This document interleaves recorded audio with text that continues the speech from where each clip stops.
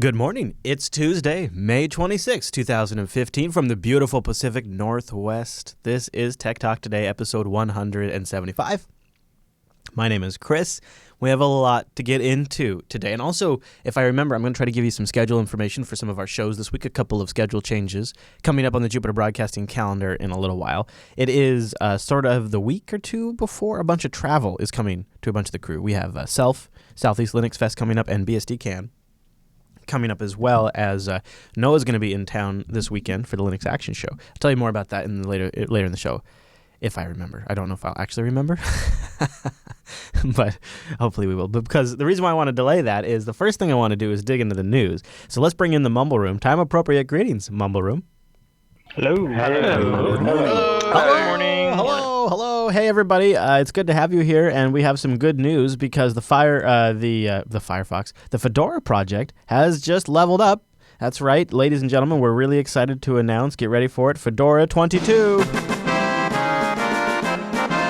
That's right. Fedora 22 was released today. I actually downloaded it last night. I have links to the torrents in the show notes. torrents.fedoraproject.org. Go. torrents.fedoraproject.org. Fedora 22 comes out. A couple of things that I think are interesting about this release. We're going to talk about it more on Sunday's Linux Action Show. But this is the one really where they're going all in with Docker. They have updated Docker images and Vagrant boxes, which are pretty cool. But on the server side, Fedora server defaults to XFS for the file system. The default file system for Fedora server installs now will be XFS running atop LVM for all partitions except boot. Boot will remain a non-LVM extended for partition due to technological limitations of the bootloader. Cockpit's in there ready to go, but let's talk about Fedora Workstation. So you're getting the new GNOME 3.16, so you're going to get better notifications. You're going to get the much improved Adwadia themes and all the other themes you could get too. Software has been updated quite a bit. Files has been slightly improved. Boxes has been also updated. So a good desktop update for the Fedora project. They've also got the ARM spin, the KDE Plasma spin, which you can, or I don't know if they call them spins, but yeah, I guess they do call them spins. And the XFCE version. Also, Fed Up, I think is what it's called, the tool that makes Fedora usable by human beings, that installs things that are, basically mandatory to use it as a desktop. It just was also updated Fedora 22. So, yeah, and like ZombieCon says in the chat room, he cares more for Corora 22, which builds in a lot of that stuff you need for human beings to use the desktop by default. So congratulations to the Fedora 22 project. Anybody in the Mumble Room using it yet? Nah. Yeah, I'm using it for a week now on a Chromebook. On a Chromebook, how's it been? Well, it's a C720p, and almost everything is working besides sleep, but you can handle that with the systemd modifications. If you're going to be around later today for Linux Unplugged, I want to spend a little time in Linux Unplugged talking about specifically Fedora 22, and I hope some people that will join us in the Mumble Room that have been using it. I have it installed on a machine, so I'll give my first takes on it, and then we'll probably do a full review on Sunday's Linux Action Show at some point. And then also, if all goes according to plan on today's episode of Linux Unplugged, Michael Larbell of Phoronix will be joining us to talk about a new daily benchmark initiative that he's launched. So I'm not sure what's going on there, but he wants to have daily benchmarks of Linux rigs, so I'll ask him what's going on there. Speaking of what the hell is going on, it's official. Charter is acquiring Time Warner Cable in a deal that is valued to be $78.7 billion. That's with the pinky. $billion. Charter Communications is going to be making this huge purchase. It's a massive merger. And they plan to pay $55 billion plus in cash and stock for Time Warner Cable, including debt. Overall, the value is going to be $78.7 billion. That's unbelievable. They're going to have additional $2 billion in cash after the deal is all done. The combined company will be the largest second U.S. cable operator and the largest in the Southern California. It will be the third largest pay TV company in the U.S. behind Comcast. So there you go. It could be good. I actually have Charter, and I don't hate them, so that's at least a good sign. There you go. And these mergers are going to continue to happen. And it doesn't really apply. I don't want to spend too much time on it because it doesn't really apply to people outside the U.S. very much. But inside the U.S. Oh, go ahead. Actually, these will apply to people Really? outside the U.S. Tell me how. There's these TPP and TTIP agreements going on, which pretty much are free trade agreements across these big countries that have large economies. So I think in the end, the mergers are happening because these deals will come through and they need to be strong enough because competition will be harder once So the deals are finished. this is them moving the pieces into place ahead of time. You think the TPP is that big of a deal? It is, because if you think about a free trade agreement is pretty much companies accessing another market. So they need to be big so that they can invest quickly into the other Right. market They and gotta so have the that they resources. can dominate that. Right. Exactly. Yeah, they got to have That's the when that merger. opens up, they got to be able to be a first market mover, and they got to have the huge resources to do that. That's a really Exactly. good insight. You're right. I think you. Wow, I would not have connected those two things, but that explains so many other things I've been reading in the news around the TPP right now. That it connects a lot of dots. I think Daredevil, and I think you probably nailed that. And it's good. It is a good reminder why some of these things in the U.S., even though on first pass seem to be a U.S.-centric story, do have worldwide ramifications when you zoom out a bit. What do you guys think? Is this going to have any kind of ramification? Microsoft is going to unveil Cortana for Android and iPhone. And I'm going to be honest, I'm not super familiar with all of the functionality of Cortana. It's always been a Microsoft Bob feature to me, but I want to watch a little bit of this video, and this is I'm the first time I've ever seen this. I'm willing to watch this, and I will admit right now if I think Cortana could be useful. If I could put it on my Android device, I'd be willing to Windows do it. has always been great at connecting your PC to all the devices in your life. And with Windows 10, we're going to take that a step even farther. With viruses. With Windows 10, you can expect your Windows 10 PC to connect and work great with the 3-year-old printer you have. You can expect Windows 10 to connect and display your content on the brand new Miracast TV you just bought. And now we're adding to Windows 10 a phone companion that'll connect your Windows 10 PC experience to whatever smartphone you have. Oh. A Windows phone, an Android phone, or an iPhone. So this isn't exactly what I thought it was then. When you start using your Windows 10 PC, you'll find the phone companion really handy right here. And when you launch it, it'll help you get your phone set God, Windows 10 looks so much like Linux, doesn't it? Did you see that launcher? That looks straight out of the GNOME 3 desktop. up to work great with your Windows 10 PC. If you have an iPhone, you can use the companion app to see the things that you need to set up on your iPhone to make it connect to your Windows 10 PC. So one of the things, this is interesting. I don't think I find this particularly interesting. What I'm curious to know about, and here's some of the Cortana here. He's going to talk about some of the Cortana functionality. What I'm curious to see is, could they bring something that's even better than Siri? Because anecdotal rating I've said is it's better than Siri and maybe even better than Google Now. And if they could bring that to Android, and I could have something that's functional that maybe doesn't go through Google. Things we're doing that's new in Windows 10 is enabling you to have the world's only personal digital assistant in Cortana. And we're building Cortana right into your Windows 10 PC as we've built Cortana right into Windows phones. You can talk to Cortana to ask her a question. You can do searches and queries and find your stuff. You can even do things like ask Cortana to give you a reminder at a particular time or at a particular place. And that capability gets a lot better when Cortana can exist on whatever phone you have. We're also going to enable Android. all Windows 10 PC users to take the intelligence of that Cortana assistant with them onto not just their Windows phone, but also an iPhone or an Android phone as an app you can install on one of those devices. On your Android phone, Cortana appears as an app, which you can launch and make the same queries, ask the same questions. What's the weather like tomorrow? The forecast for tomorrow shows mostly cloudy skies with a high of 67 and a low of 52. And if your phone is in your pocket, when Cortana has a reminder for you, your phone will wake up and buzz, so you'll get your helpful notifications wherever you are. Today, people have this expectation that they'll be able to take whatever device they have and have all of their content handy. So I want to stop it right here. So I think, yeah, you're right, Rika. Their GUI does remind me of the Cinchi installer in Antigros. Mini MCs, Mini Mic, Mini Mic. Mini Mic? How do you say it? I don't know. But you made a point about cyanogen. Yeah, I mean, it would be cool for Cyanogen users if they don't need a voice search with Google services. Right. And remember that Microsoft just made that super sweet deal with Cyanogen to bundle the Microsoft apps with Cyanogen. And Cortana is probably... okay, so I'm going to talk more about this in Linux Unplugged on later today, but when Angela moved over to Linux, we kind of ran into some unexpected, more modern Excel spreadsheet compatibility issues than we thought we would. We thought that would probably be more handled than it has been.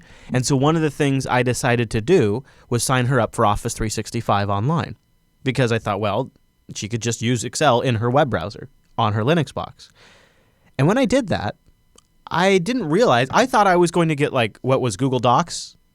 What I got was like Google Apps for Business, but Microsoft version. I mean, I've got like Active Directory. I've got basically an Exchange server, Outlook in the web. I've got every Microsoft application. I've got the full, like I could hook up my smartphone to ActiveSync connected to this new Office 365 and have full-fledged Outlook with calendar synchronization and groupware collaboration and everything. Totally for the Jupiter Broadcasting business on a hosted Microsoft front-end, web interface. And if they could tie that business stuff in with Cortana, so I could have a business version of Cortana that would talk to that, then I could use the Google stuff for my personal account and the Cortana stuff for my work stuff. I kind of would be down with that, actually. Because when I set all that up, I just wanted Excel, but then I was like, this is the entire back-end suite of apps that you need, and I could totally cancel Google Apps for Business and get off of Google for that and move over to Microsoft. I don't think that's much better of a transition, so I didn't bother. But this Cortana piece could connect it all together. I think the fundamental question is Cortana really all that useful? And Corky, you mentioned you noticed something that sort of was lacking from their presentation. Well, in all of their advertisements so far, they've avoided using the word Bing. And Cortana is completely based on the Bing tools and the Bing API. Maybe they're embarrassed slightly about the reputation that Bing has. Yeah, I think they know that the brand hasn't been successful, and so they now are at a point. It's so beautiful what they're doing. It's so genius. This is what you're seeing is how a corporate monster self-justifies their failures. So Bing was a direct affront against Google, which is now pretty much not. Nobody thinks it's going to go much further than it has, but what Microsoft is able to do is able to say, well, look, we never needed to beat Google because now we've done all this R&D. We can integrate this great service across the board and suite of Microsoft applications. So we'll integrate it into the Windows 10 desktop. We'll integrate it into Windows Phone, and we'll integrate it into Cortana, and we'll sell it to third parties. And that's really why we did all of this. And even then, though, what that really means is all of those services just have a third-rate search engine. Cortana's search is always going to be limited because it's using Bing. I don't know about you guys, but personally, I still get better results using Google. So if I had to find something and it was important, like a couple of weeks ago, I needed to go see a friend at the hospital, and there was 2 hospitals with the same name in the same damn city. It's the most ridiculous thing ever, and I needed to know for damn sure I was going to the right one. I didn't go anywhere else but Google. And in that situation, that's the only place I'd ever go. Because I've got to get that data. I got to get that Maps app. And the other thing is I know I boom, boom, click, click, I'm already navigating. It's so sweet and tight. Well, you put Bing behind it, I don't think I want it. Devil's advocate. Yeah, go ahead. I've actually had many cases where I've tried to go somewhere and Google take me to the wrong place. Yeah. About 5 or 6 times, and then Bing Maps would actually have the right place. So, I mean, maybe it's hit or miss in that case. No, I'll give Microsoft this, like the Bing Maps stuff and that. There are some stuff that they are already better than Google Maps at. Like, one of the things I really like about Bing Maps is you can tell it, don't even start navigating me till I'm on the freeway. Like, you don't have to tell me how to get from my house to the freeway. I've got that. Like, that kind of stuff is really smart. So in some sense, Microsoft has caught up really, really fast. Okay, so now I've bashed them. Now I'm going to give them some props. Not only have they caught up pretty fast on making a pretty decent, compelling product with Cortana. It sounds like it's probably better than Siri. But at the same time, they've been building all of that out. They've also been flying like a bat out of hell building out Azure at the same time. And a lot of this stuff does ride on top of Azure. And so they are getting a little bit of that Amazon secret sauce where their own infrastructure is needed to host their own applications, and then they can rent it out. Just like Amazon had to build out an incredible data center to host the Amazon Web Store, and now they have the Amazon EC2 services and S3 services that they can sell off, and it is their number one moneymaker now. Microsoft had to have a ton of backend infrastructure for things like Cortana, things like Windows Phone, things like Xbox Live, and now they've managed to flip that around into a moneymaker for them. And the thing that we don't give them enough credit for is, and the thing we don't fully appreciate, and the only reason I know this is because I was talking to one of the guys at Linux Fest, is internally they've gone through 3 or 4 iterations of what Azure is in the background. Like it's become completely different. How they do Azure is completely changed like 3 times solidly, and it's going through another change. And in the meantime, they've still managed to keep that a competitive product, add to it, and for the most part, it doesn't have great reliability compared to some of the others, but it's pretty damn reliable. So you combine all of that infrastructure with this app. I'm definitely going to at least install it on my Android device and try it for a little while and see if it beats Google, because if it has a little bit of a privacy edge, and sometimes, by the way, you gain privacy just by differentiating who gets your data. Like if I'm giving Google some information and I'm giving Microsoft different information, at least they don't both have the same information. So there's something there, I guess. I don't know. I actually think that the Cortana app would be more successful on Android than it would be on the desktop or Windows Phone or yeah, for sure. Even iOS, because they'd be competing with Siri at that point. If there was a really cool way to make it feel like my Cortana app on my phone was way more badass if I had Cortana on my desktop, like if there was something it could do, like, hey Cortana, grab that file off my desktop, and then like on the desktop version it would like push it up to one drive, and then on the phone it would pull it down from one drive, because that's how they'd have to do it, right? That kind of stuff would be awesome. Like. Right, that or like hey Cortana, run software update on my machine at home, or do I have any if you could do that kind of stuff, that would, now you're getting Jarvis level. When it's check the weather, but when it's right hey, now it's like pretending to be Siri. Right, and that isn't. I don't even need it to make me a calendar entry. I mean that is kind of nice, but but coming out for both platforms is at least they're doing that. Yeah, go ahead. Yeah, I love the part where they're talking about how the connectivity and stuff, where all they're talking about is like the basic fundamentals of stuff. Right. Yes. Yeah. You can hook up your 3-year-old printer. Okay? Right. Yeah. How about a 10-year-old printer or any other system? Yeah. I don't know, man. Though I look at this and I think after having played with Office 365 last night. Boy, though, Microsoft has always been in this spot. There's just a few loose ends. If they connected these things, if they connected Cortana with this stuff like I just said, and if I could have like this really nice business interface, they could really pull it off. It's just Microsoft usually doesn't seal the deal. I mean, these are the guys that shipped 2 different music stores for years while iTunes ate their lunch. Just a quick, speaking of iTunes, mark it in your calendars, ladies and gentlemen. Tuesday, May 26th, 2015. This is the day Chris said is the decline of Apple. I actually have been sort of contemplating this recently. I'm not like, John Gruber over here or something, but I followed Apple for a long time because my mom was a graphic artist and she was one of the first in the business, and so we had the very first Apples and Macs, the very first versions of Photoshop in our house, and so the media production end of the Apple hardware has stuck with me. When I went into the professional world, one of my specialties was, this is the Linux Windows guy, and he also knows how to do Macs. So if you need Chris, if you need a Mac, he can do that for you. And then that sort of translated. Now here I am. I continue to have Macs for some of our media production. So I've always kind of followed the company, pretty much my entire life. And I definitely have noticed recently. The press has always been, since Steve Jobs died. Keep ringing that bell. Steve Jobs died, and they wouldn't have done this if Steve Jobs was there. How many times have we all heard that line?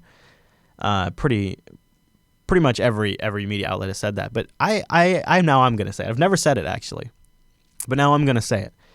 So this weekend, it was announced that Johnny Ive is stepping down as the lead designer for Apple. He's handing it over to 2 other people, which I think right there is a warning sign, because Apple is a company from its core built to be run by a single visionary. So, and then when Steve Jobs passed away, that design vision was led by Johnny Ive, and now it's going to 2 individuals. One who will be responsible for industrial design, that's things like the MacBooks and the PCs, and one who will be responsible for graphical design, things like iOS and OS X. And Johnny's going to travel more. He's not very specific, but he's probably going to go to England. And if you look at, for example, the new MacBook One, the MacBook with one port, it's just a ridiculous product. And if you look at the Apple Watch, so right now reports are saying they probably sold about 2.5 million Apple Watches initially, and now the sales have dropped off completely. And I wonder if without Steve Jobs there and without Johnny Ive there, does Apple lose something pretty significant? Aren't they? I mean, they can so easily teeter from a company with a unique design and idea that kind of pushes the industry forward, and so easily they can teeter into total irrelevancy that makes an impractical product that doesn't work for anybody. And it just, sometimes it's hard to tell, where they're at on that spectrum. I mean, if you think about it, they did come out with that new MacBook and the Apple Watch with Ive. So maybe he's just wanting to step down. No, I know, that's my point. Yeah, no, my point is, that's exactly my point is I think that it isn't working. And that's true, ZombieCon. They've sold way more Apple Watches than they have Android watches. They sold more Apple Watches probably in their first weekend. They did sell more Apple Watches in their first weekend than all of 2014 for Android. But I wonder, I don't know, I'm just curious to see what happens with them. It seems like a lot of important people have left since Steve Jobs died, and Johnny Ive I thought was maybe the most important. It was still there. But, it was interesting. They did this interview with Stephen Fry for The Telegraph, where it came out. And the way they covered it, which is very clever, the way they spun this is they're promoting Johnny. They're saying that he's now the chief executive designer or something like that. They made a new title, and they promoted him. And this new position basically gives him less responsibility and lets him go back. Go back home. Let's just see what happens. All right, moving on from there. Let's debunk a story that got a lot of momentum last week. I think we talked about it even on TechSnap. Maybe it was 2 weeks ago we talked about it on TechSnap. PC World is debunking that story that your SSD is going to lose data when it sits on the shelf. This got my attention. Maybe not panicking, but it definitely got my attention that you could start to just begin for your data to degrade in just days when stored in a hot room if you leave your SSD on the shelf. Apparently, that was a huge misunderstanding, according to the man who wrote the original presentation. In a conversation with Ken Smith of Seagate and Alan Cox, the Seagate engineer... Oh, really? Oh, Alvin Cox. Alvin Cox, the Seagate engineer who wrote the presentation that set the internet abuzz. He said, and this is a quote, "People have misunderstood the data they're looking at. I wouldn't worry about losing data. This all pertains to the end of life. As a consumer, an SSD product or even a flash product is never going to get to the point where it's temperature dependent on retaining the data." I didn't realize that. They say the original presentation dates back to when Cox was a chairman of JEDEC committee and the industry group that blesses memory specs. It was intended to help data centers and enterprise customers understand what could happen to an SSD, but only after it reached the end of its useful lifespan and then was stored at abnormal temperatures. It's not intended to be applied to an SSD in the prime of its life in either an enterprise or consumer product. Did you guys hear this story? I heard about it, but does that mean that even if it's at the end of life, as long as it's kept in a room temperature or something, it'd still be fine? Well, yeah, they say it's nearly impossible for average users to get it to the wear point where this would be an issue.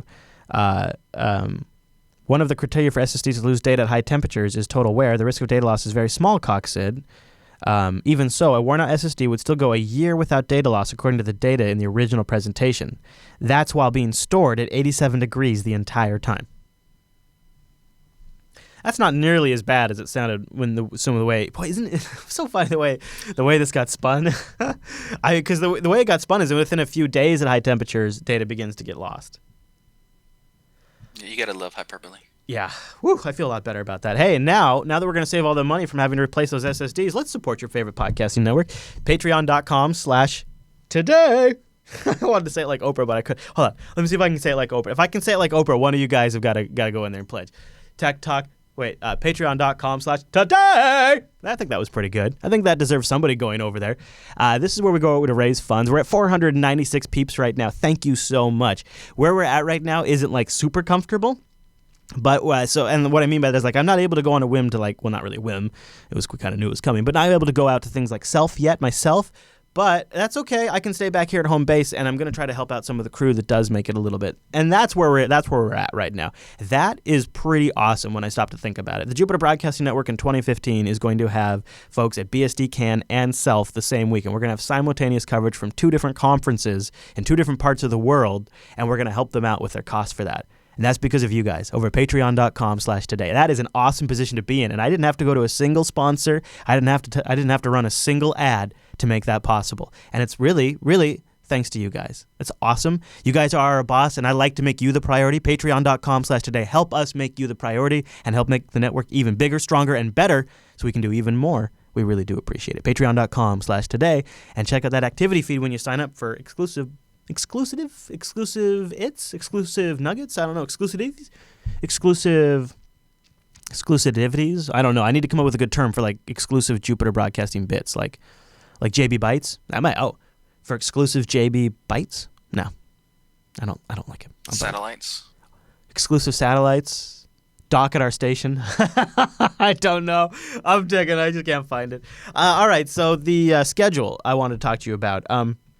Thursday, I am taking Tech Talk off the air for Thursday this week because I'm going to do some hardware improvements that are sort of finishing up the last bit of work that we had from last week. I kind of got everything in a working condition last week. This Thursday, we pre-recorded TechSnap, so that way I could take the studio dark Thursday, get all the fixes in, because 2 things are going down this weekend. On Friday, there won't be a Tech Talk because we're recording a big batch of Women's Tech Radio, so that's one reason why I got to get everything fixed before they do a big batch of that. And also on Friday, Noah's landing. He's coming in from Grand Forks, North Dakota, to be here in studio for this Sunday's Linux Action Show, and it's a packed episode on Sunday. Now, Rotten Corpse, I don't know if Noah's had a chance to kind of give you our plan because we were discussing over Telegram. We're trying to fit it all in. We're trying to fit in a bunch of stuff right now. We have Self coming up, so we're going to get a ton of stuff from Self. We have an interview this Sunday with, remind me, Rotten, who's it with? Do you remember? Lucas from Autotest. Oh, yeah, that's right. The Autotest folks is the project behind a lot of automated testing for all of the open source projects we really depend on. I mean, like a lot of them, like Red Hat uses it, the Linux kernel uses them, Ubuntu uses them. If you've ever heard we use automated testing, what the hell is that and how does it work and how do they all end up depending on this one project? We're going to talk to them on Sunday. But here's the catch, and this is why you might want to watch live, is we might actually sit on that interview for a little while and release it later, because also this Sunday, we're going to do a review of Fedora 22, and we'll probably ship that sooner since it's more time relevant. And then Noah's going to be doing some traveling, and we'll ship the interview during that weekend. And we have a lot coming up, so Noah's going to be here in studio, so catch that. Should be a great live show because we're going to be doing the review and the interview live on Sunday. Then it's going to be the faux show. So Thursday will be dark, no Tech Talk today or TechSnap. TechSnap is pre-recorded, though, so you can go download it. And Friday, Women's Tech Radio is going to be in studio recording, but they don't stream that live. So we won't have those. That's the schedule for this week. And then Sunday's a massive, massive Sunday. And then pretty soon coming up, we're going to have live Self stuff. Also, that means on Thursday, we won't have live coverage of Google I.O. I apologize. I really, really wanted to do that, but I've got to get these things fixed before we do all this recording coming up this weekend. It's just the way the schedule worked out. So we will do recap coverage on the resuming Tech Talk if all is applicable. Also, Coda Radio will be doing coverage, which will probably be more relevant because we'll get more into the development side of things on Monday's edition of Coda Radio, so you can check that out as well. So I will be back here tomorrow, and we will be here at 9 a.m. Pacific, noon Eastern, jblive.tv, and you go to jupiterbroadcasting.com/calendar to get that converted to your local time zone. That's a lot of stuff going on this week. It's fun, though. It's really exciting. It helps break it up. You know, having people come and visit and moving the schedule around. You know, I understand it can be very... it's hard to build a routine around that, and I don't appreciate it when my podcasts I listen to change their schedule. It's a pain in the ass. If it gives you any silver lining, it keeps it fun and exciting for us. So at least it breaks up the monotony, but also it's just great having people come in, and it feels really good to get those hardware issues sorted out. And so far, every time I sort out those hardware issues, we end up better off. And again, like I had to buy a $300 HDMI capture device. And again, it was like, I'm just so thankful for you patrons. It really helps make a difference when I run into these kinds of things. Okay. Time to leave. Thank you for joining me. I wanted to end with Microsoft's previous attempt at Cortana. Not really the same, but essentially the really kind of making things easier for the user, keeping it simple. You don't need a manual. Just tell the computer what you want, and it'll ask you the following questions after that. Really kind of Microsoft really wanted to redefine how you interact with computers, and it was really the vision of Bill Gates and Bill Gates' wife, Melinda Gates, who really wanted to push this forward. You've probably heard of it before. It's called Microsoft Bob, and I want to play this clip from the Computer Chronicles as we move towards Windows 10, as we talk more and more about Cortana, as we learn all of these features that Windows 10 will have on your mobile device. Remember that history does have a tendency to repeat itself over and over again. Just saying. So when you watch this, keep that stuff in mind. Thanks for joining me. See you back here tomorrow. This is Bob, the unassuming star of the Consumer Electronics Show. It's more than just a smiley face with glasses. Bob is actually Bill's latest contribution to friendly user interfaces and software integration. Today, we'll get to meet Bob and all the other new computer inventions here at the Consumer Electronics Show in Las Vegas on this special edition of the Computer Chronicles. Computer manuals, they're history. Nobody wants to read them. They never make sense. All I want to do when I buy my software is take it home and use it. Well, enter Bob, the newest program from Microsoft Home. It's based on the old KISS principle. Keep it simple, stupid.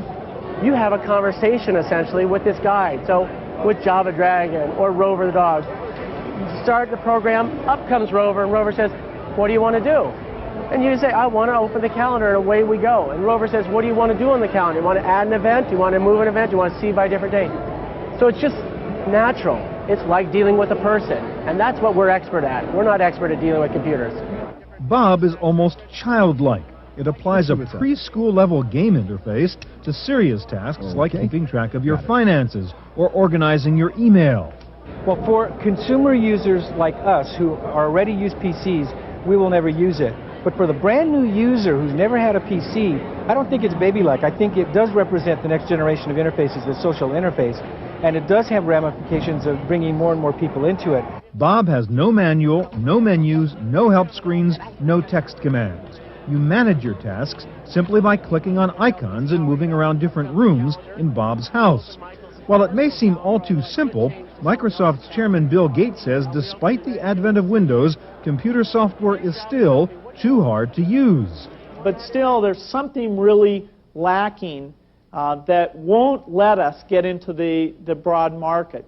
And so we've been putting a lot of money into talking to experts, sitting down with users, really trying to discover where is the solution to this incredible problem.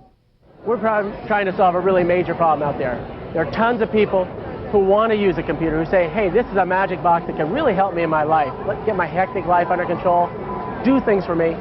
But either I'm a little afraid of it, intimidated, or even more importantly, I just don't have the time to learn it all. It's too complicated. I don't want to take classes. I just got to get on with life. With Bob, what we're trying to do is make sure those people can turn on the computer and get going. Bob comes with several built-in applications like a letter writer, calendar, address book, email, personal finance manager, and games, but the real power of Bob may be as a platform for new applications. The real strategy behind this product is to, again, get as many PCs sold into the homes or new users as possible, so they make this, what they call social interface, very easy to use to take away the intimidation factor.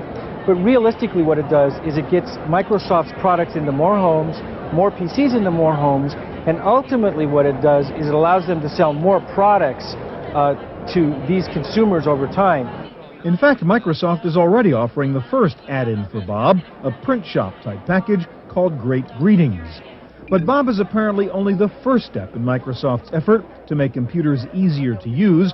According to Bill Gates, the next step will be software you can talk to.